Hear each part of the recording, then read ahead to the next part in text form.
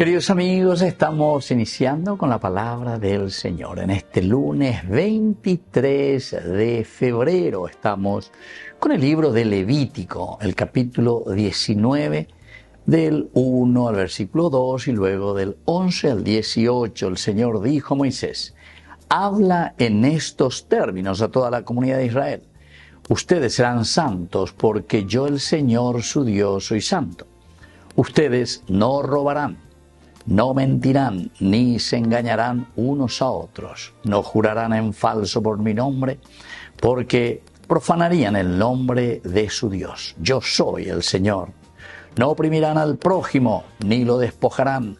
No retendrás hasta mañana el salario del jornalero. No insultarás a un sordo, ni pondrás un obstáculo delante de un ciego, sino que temerás al Señor tu Dios. Yo soy el Señor.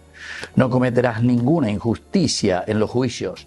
No favorecerás arbitrariamente al pobre, ni te mostrarás complaciente con el rico. Juzgarás a tu prójimo con justicia. No difamarás a tus compatriotas, ni pondrás en peligro la vida de tu prójimo. Yo soy el Señor. No odiarás a tu hermano en tu corazón.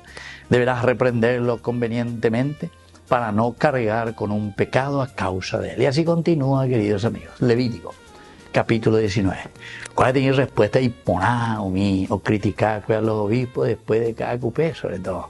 Porque dice que los obispos hablan de política y no hablan de Dios.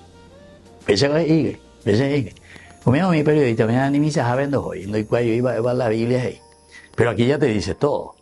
Mira un poco, esto dice el Señor, dice, esto dice el Señor, y yo, el Señor tu Dios, y llegué para hueteo, o muy ponante el punto. No mentirás, ni ustedes se engañarán los unos a los otros.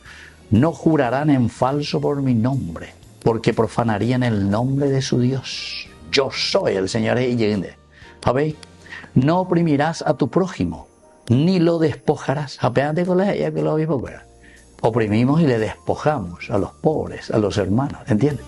Quiero ir a la misa para escuchar a Dios, hey, y no quiero escuchar, soy política, hey, ya le no coge con la yeta, a ver, pero la ya no lo despojarás, no, dice, retendrás hasta la mañana siguiente el salario del jornalero. Algunos no pagan para yo, ella lleva ni el salario mínimo. No insultarás a un sordo, ni pondrás un obstáculo delante de un ciego.